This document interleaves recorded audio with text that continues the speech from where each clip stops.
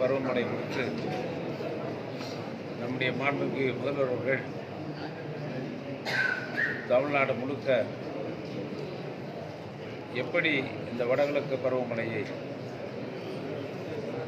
எவ்வளவு மழை பெய்தாலும் அதை எதிர்கொள்ள வேண்டும் என்ற நோக்கத்தோடு 8 கோடி மக்களையும் பாதுகாப்பாக அவர்களுக்கு எல்லா வகையிலும் உதவி செய்திட வேண்டும் என்பதில் உறுதியாக இருந்து கடந்த இரண்டு மாதங்களாக அத்தனை துறையினுடைய அலுவலர்களையும் அழைத்து அதற்கான திட்டங்களை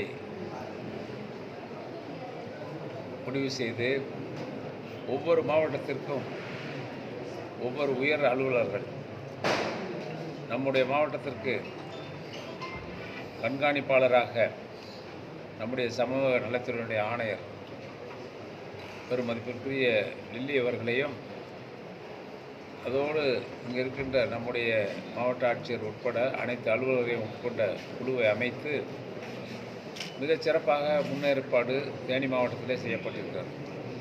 3 நாட்கள் நல்ல மலைப்பகுதியிலே மேற்கு தொடர்ச்சி மலையிலே மழை பெய்திருக்கிறது. நீர்வீழ்ச்சிகளிலே அருவிகளிலே தண்ணீர் வந்து கொண்டிருக்கிறது.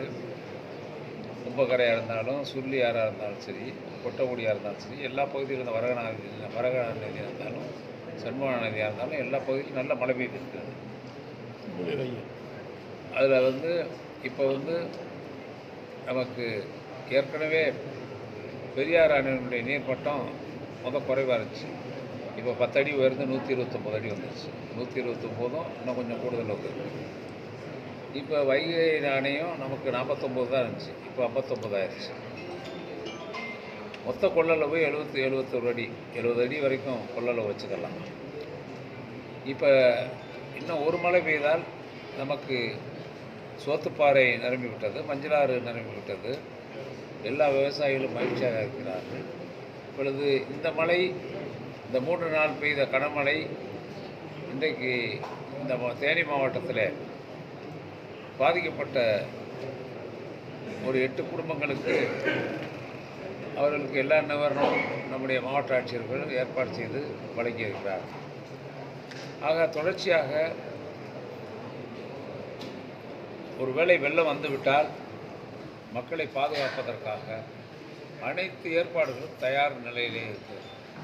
எவ்வளவு மழை பெய்தாலும் வெள்ளம் வந்தாலும் அவர்களை தங்க வைப்பதற்கும் உணவு வழங்குவதற்கும் எல்லா ஏற்பாடுகளும் முழு வீச்சிலே தயார் செய்யப்பட்டிருக்கிறது. அதே போல் ஆற்றில் இப்பொழுது தண்ணீர் வந்து கொண்டிருக்கிறது. மூலவையாக இருந்தாலும் சரி, நம்முடைய பெரியாராக இருந்தாலும் சரி, வைகையாக இருந்தாலும் சரி, எல்லா ஆற்றிலும் தண்ணீர் போய் கொண்டிருக்கிறது. இப்போ நம்ம என்ன செஞ்சுருக்கோம், குடிநீர் மட்டும்தான் அப்போ தண்ணி இப்போ 5000 கியூசெக்ஸ் வருது வைகைக்கு. வந்தாலும் இன்னும் 6 நாட்கள் இதே அளவு வந்தால் ஒருவேளை அணை முழு கொள்ளளவை எட்டக்கூடிய வாய்ப்பு இருக்கிறது. ஆகவே குடிநீர் தேவைக்காக 69 கனஅடி தண்ணீர் மட்டும் இப்பொழுது வழங்கப்பட்டு வருகிறது. பெரியார்லேருந்து இன்னும் 1000 கனஅடிக்கு மேலே வருது. நம்ம மூலவையாறுலேருந்து கிட்டத்தட்ட 800 கனஅடிக்கு மேலே வருது. கொட்டகுடியிலேருந்து வருது. எல்லா ஆற்றினுடைய தண்ணீரும் இங்கே வந்து கொண்டிருக்கிறது. நாம் எதிர்பார்க்கிறோம் இதே அளவு வந்துவிட்டால் முழு அளவிலே நமக்கு போதுமான தண்ணீர் கிடைத்துவிடும். விவசாயம் சிறப்பாக நடைபெறும். மாண்புமிகு முதல்வர்கள் அறிவுரைக்கிணங்க தேனி மாவட்டம் முழு வீச்சிலே இந்த பணிகளை மேற்கொண்டிருக்கிறது. இரவு பகலாக 24 மணி நேரம் அதற்கான தகவல் மையம்லாம் அமைக்கப்பட்டு எங்கேயாவது மரம் விழுந்தாலும், பாறை உருண்டாலும், மலைப்பகுதியில் குமிழி சாலையில் இருந்தாலும், கோடிமெட்டு சாலையில் இருந்தாலும் உடனே அடுத்த நிமிஷமே, எப்படி சென்னையிலே வெள்ளம் வந்த மழை விடாமல் பெய்தாலும் அந்த நீரை அகற்றுகின்ற பணியை முதலமைச்சர் நேரிலே ஆய்வு செய்து மேற்கொண்டார்களோ, ஒரே நாளில் வெள்ளமெல்லாம் ஆகிட்டாங்க 2 நாளில். அந்த அளவுக்கு இங்கேயும் எல்லா மாவட்டங்களிலும் இன்றைக்கு சிறப்பாக நம்முடைய அரசுடைய நிர்வாகம், அமைச்சர்கள், சட்டமன்ற உறுப்பினர்களெல்லாம் இன்றைக்கு சிறப்பாக பணியாற்றிக் கொண்டிருக்கிறார்கள்.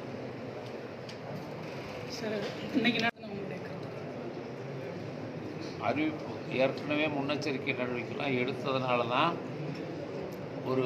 அதாவது இறப்புகள் தவிர்க்கப்பட்டிருக்கிறது. உங்களுக்கு தெரியும், ஒரு செம்பரமாக்க ஏரி எந்த அறிவிப்பு இல்லாமல் நடு இரவில் திறந்து விடப்பட்ட காரணத்தால் பல நூற்றுக்கணக்கான உயிர்களுக்கு ஆபத்து வந்து 15 நாட்கள் வெள்ளத்திலே சென்னையே மிதந்தது என்பதை இந்த நாடு மறந்து விடாது. ஆனால் நம்முடைய சாத்தனூர் அணையை பொறுத்தளவில் 4 முறை, ஒரு தடவை இல்லை 4 முறை அறிவிப்புகள் வெளியிடப்பட்டு மழை பெய்கிறது, வெள்ளம் நிறைய தண்ணீர் வந்து கொண்டிருக்கிறது, அணை நிரம்பி விட்டது, தண்ணீர் திறக்க வேண்டிய கட்டாயம் இருக்கிறது, கரையோர பகுதியில் இருக்கின்ற மக்கள்லாம் மாற்று இடங்களுக்கு மாற்றப்பட்டு அவர்களுக்கு எல்லா பாதுகாப்பும் கொடுக்கப்பட்டு இருக்கிறது. ஆக அதில் வந்து நம்ம நம்ம அந்த சமயத்தில் நடந்த பெஞ்சபில் தானே பெஞ்சல் புயலை பொறுத்தளவில் நாம் முன்னெச்சரிக்கை நடவடிக்கை முழுமையாக எடுத்திருக்கிறோம். சும்மா ஏதோ வந்து அவங்க வந்து அரசியலுக்காக பேசுகிறார். பெஞ்சல் புயல் திட்டமிட்டு ஏற்கனவே அறிவிப்புகள் வெளியிட்ட காரணத்தினால்தான் உயிரிழப்புக்கெல்லாம் தவிர்க்கப்பட்டதற்கு காரணம் அரசு எடுத்த நடவடிக்கை. அறிக்கை கொடுத்துருக்காங்க. இந்த சூழ்நிலையில் வந்து இரு மாநில பிரச்சனைகளை தூண்டும் வகையில் இந்த பொதுப்பணித்துறை தன்னிச்சையாக ஒரு முடிவெடுத்து இப்படி லாரிகளை அனுமதி கடிதம் பெறாமல் இருக்கும்போதே எப்படி அதை கொண்டு போனாங்கன்றத உச்சநீதிமன்ற தீர்ப்பின்படி முல்லை பெரியாறில் நாம் பணிகள் மேற்கொள்வதற்கு நமக்கு உரிமை இருக்கிறது, தமிழக அரசுக்கு உரிமை இருக்கிறது. அந்த உரிமையை பெற்றுத்தந்த அரசு முத்தமிழறிஞர் கலைஞருடைய அரசு. இப்போ வந்து அவங்க ஏதோ வாய்மொழியாக சொன்னாங்க, கலெக்டர் கூட அதுக்காக வேண்டிய ஏற்பாடெல்லாம் பண்ணி எதிர்கட்சிகளோட சொன்னாங்க. வைக்கம் விழாவுக்கு போகிறார் முதலமைச்சர், அதை பேச வேண்டும் என்று கோரிக்கை வைத்தார்கள். இப்போ அனுமதி வழங்கிட்டாங்க, அடுத்த நாளே வழங்கிட்டாங்க. அதில் எந்த பிரச்சனையும் இல்லையே. நம்ம பாதுகாப்பாக வச்சுக்கிறலாம் பெரியாரை. நமக்கு முழு சட்ட பாதுகாப்பு இருக்குது, அரசாங்கம் அதை விட பாதுகாப்பாக இருக்குது. அதை விட பாதுகாப்பு முதலமைச்சர் இருக்கிறார், முதலமைச்சர் தளபதி இருக்கிறார், கவலையே இல்லை. ஒரு தூசியை கூட நம்ம விட்டு கொடுக்க மாட்டோம். இதில் வந்து அதாவது கூட்டணி என்பது வேறு, கூட்டணி என்பது வேறு, அரசு என்பது வேறு. இது தமிழ்நாட்டினுடைய ஜீவாதார உரிமை, தென் மாவட்ட மக்களுடைய உரிமையை ஒரு துளி அளவு கூட எங்களுடைய முதல்வர் தளபதியார் விட்டு கொடுக்க மாட்டார். வருங்காலங்கள்லையாவது இந்த தமிழக பொதுப்பணித்துறையினர் வந்து அவங்க மேலே நம்ம என்ன சொல்கிறோம், ஒரு கடிதம் வந்து அனுமதி கடிதம் கொடுத்துட்டு அது அப்ரூவல் ஆகிறதுக்கு முன்னாடியே வந்து இப்படி தளவாட பொருட்களை கொண்டு போய் பிற மாநிலத்தில் கொண்டு போய் வைக்கும்போது அது இரு மாநில பிரச்சனைக்கு வழிகோலாக மாறுது. எந்த பிரச்சனையுமே வராது. நமக்கு இருக்க உரிமையை நாம் மேற்கொள்கிறோம். எனக்கு உரிமை இருக்குது, நான் இப்போ அதை பயன்படுத்திக்கலாம்.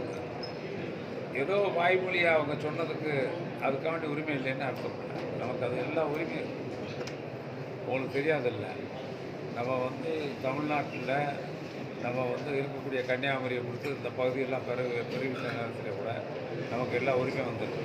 அதனால் எந்த உரிமை இல்லாமல் பெரியாருக்கு நமக்கு உரிமை இருக்குது. அதுவும் உச்சநீதிமன்ற தீர்ப்பின் அடிப்படையில் முழு கொள்ளளவை உயர்த்துவதற்கு நம்முடைய முதலமைச்சர் அவர்கள் முயற்சி செய்து கொண்டிருக்கிறார்.